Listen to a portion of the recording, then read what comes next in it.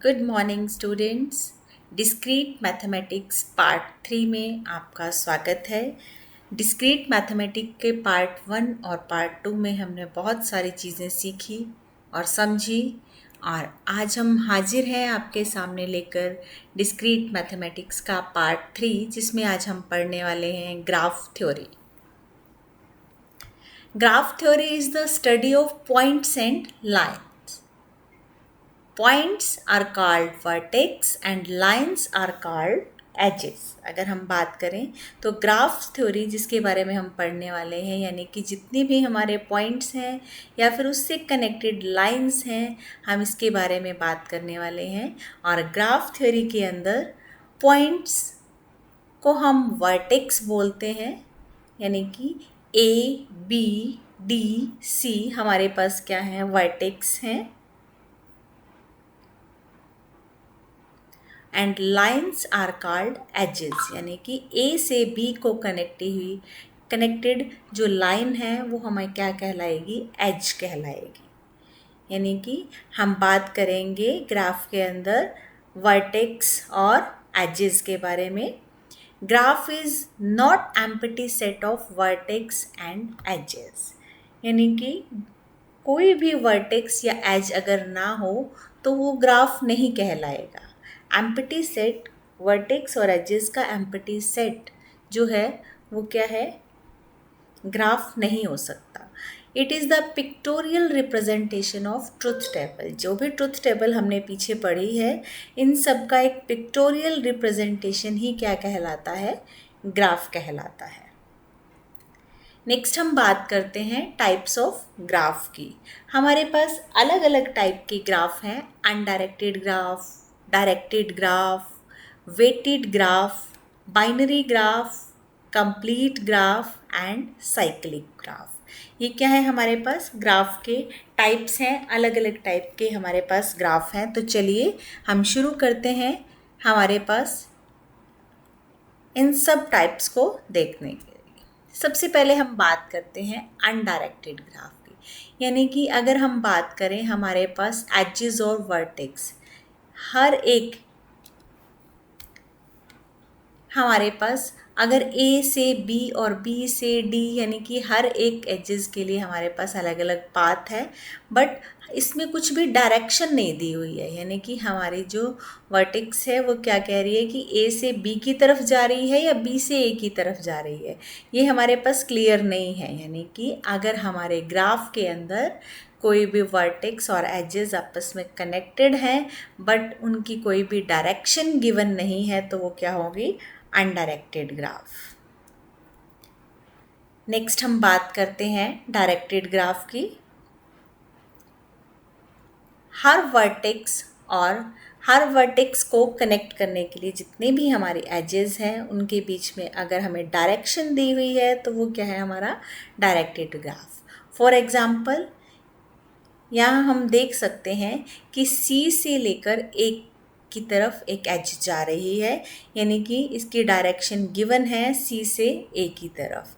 तो ये क्या है, हमारा डायरेक्टेड ग्राफ, जहाँ हमारे पास जितने भी वर्टेक्स हैं उनके बीच में एजेस की डायरेक्शन गिवन होगी, वो क्या है, डायरेक्टेड ग्राफ कहलाएगा। फिर हम बात करते हैं वेटेड ग्राफ की। अगर हम बात करें ए से बी की तरफ जाते हुए एज का अगर हमें वेट गिवन है, अगर हमारे पास एजेस के वेट गिवन है तो हम उसे क्या बोलेंगे, वेटेड ग्राफ। यहाँ पर हर एक एजेस के साथ उनका जो वेट है वो क्या है, गिवन होगा, तो हम उसे वेटेड ग्राफ बोलेंगे। नेक्स्ट आता है binary graph. Binary graph means कि हर एक हमारे पास वर्टेक्स के साथ दो एज गिवन है, मैक्सिमम दो एज, 0, 1 या 2 एज अगर हमारे पास यहाँ पर पाथ गिवन है तो उसे हम बाइनरी ग्राफ कहते हैं। जैसे अगर हम यहाँ देखें हमारे पास 1 के साथ 2 पाथ गिवन है, 2 एंड 3, 2 के साथ हमारे पास 2 पाथ गिवन है, 4 एंड 5, और 4 के साथ 8 एंड 9। इस तरह से अगर हम देखेंगे हर एक वर्टेक्स के साथ हमारे पास 2 पाथ गिवन है, किसी भी वर्टेक्स के साथ 2 से ज़्यादा पाथ गिवन नहीं है। यानी कि अगर हमारे ग्राफ के अंदर 0, 1 या 2 पाथ गिवन होंगे तो वो क्या कहलाएगा, हमारा बाइनरी ग्राफ।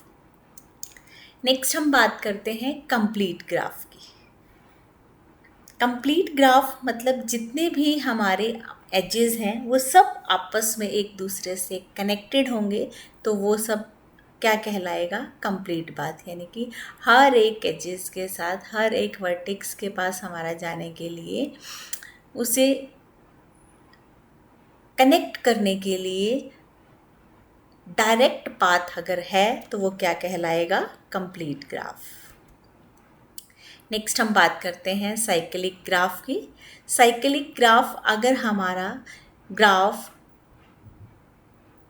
की सारी वर्टेक्स आपस में कनेक्ट होते हुए एक साइकिल जनरेट करते हैं तो वो क्या कहलाएंगे, cyclic graph.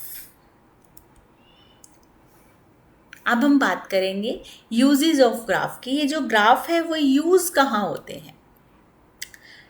Graphs social media जैसे कि लिंक्डइन, व्हाट्सएप, फेसबुक, जहाँ पर हर पर्सन को एक नोड की तरह से डिनोट किया जाता है।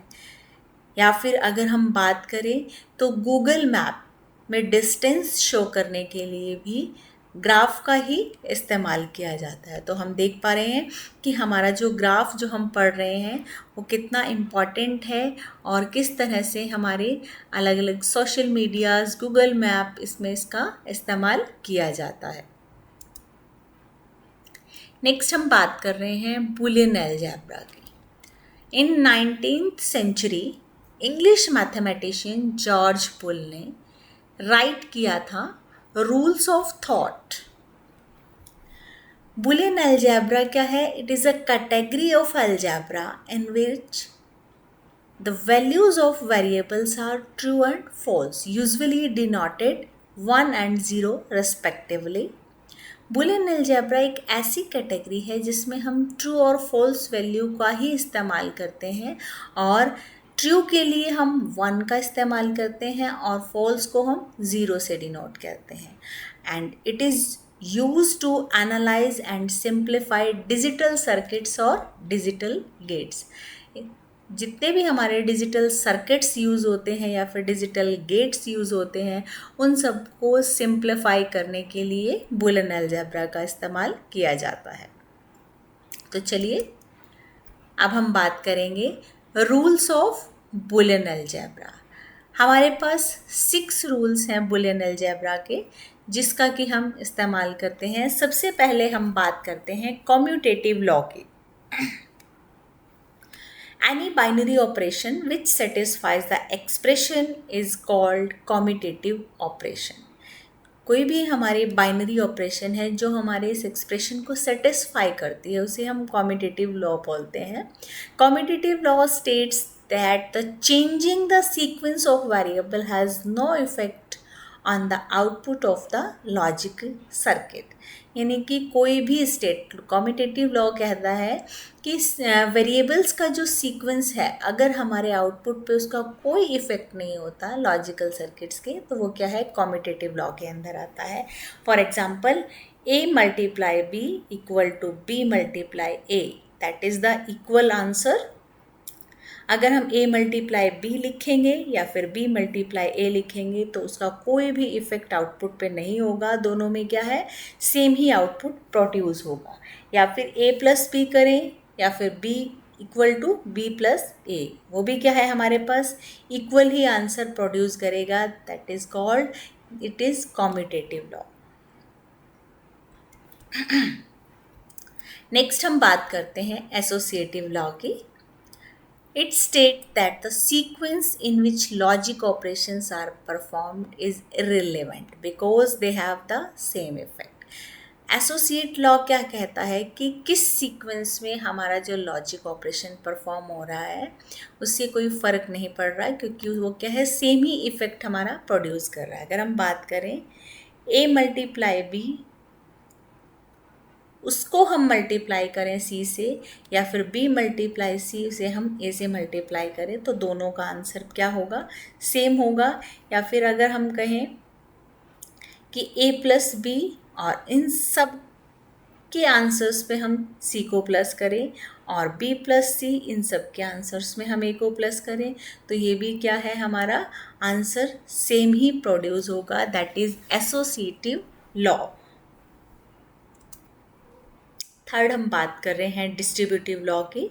Distributive law states the following condition, जैसा कि आप देख पा रहे हैं b प्लस सी और उसको हम a से मल्टीप्लाई करते हैं, तो हम इसको कैसे डिस्ट्रीब्यूट कर सकते हैं, a plus B a multiply b A B plus A C.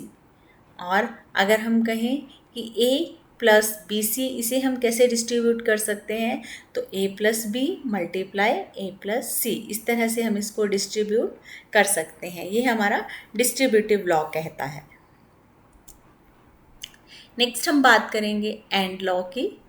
These law use and operations, hence they are called and laws. अगर हम बात करें इस लॉ के अंदर हम एंड ऑपरेशन का ही परफॉर्म कर रहे हैं, इसीलिए हम इसको एंड लॉ कहते हैं। क्या कहता है हमारा ये लॉ कि ए हमारी कोई भी एक इनपुट है, अगर हम उसे ज़ीरो से मल्टीप्लाई करते हैं तो उसका आउटपुट ज़ीरो ही होगा, और अगर हम उसे 1 के साथ एंड कर रहे हैं तो उसका आउटपुट ए होगा। और अगर किसी भी इनपुट को उसी से ही दोबारा से मल्टीप्लाई किया जाए तो उसका आउटपुट ए होगा, और ए मल्टीप्लाई ए बार यानी कि उसका जो नेगेटिव होगा उसका आंसर क्या रहेगा, ज़ीरो रहेगा। क्योंकि एंड लॉ में हमने देखा था कि अगर हमारी एक भी इनपुट ज़ीरो आती है तो आउटपुट हमारी ज़ीरो ही आएगी। तो इस तरह से हमने जो आंसर प्रोड्यूस किया, ये क्या है, लॉ ऑपरेशन कहते हैं, एंड लॉज कहते हैं इसे।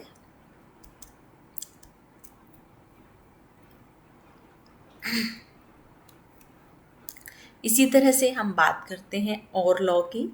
दीज लॉ यूज़ और ऑपरेशंस, इस लॉ के अंदर हम और ऑपरेशन का परफॉर्म करते हैं, इसीलिए हम इसे और लॉज बोलते हैं। यानी कि किसी भी इनपुट के अंदर अगर हम ज़ीरो प्लस करते हैं तो आउटपुट हमारी वही इनपुट रहेगी, और अगर हम 1 प्लस करते हैं तो आउटपुट हमारी 1 रहेगी।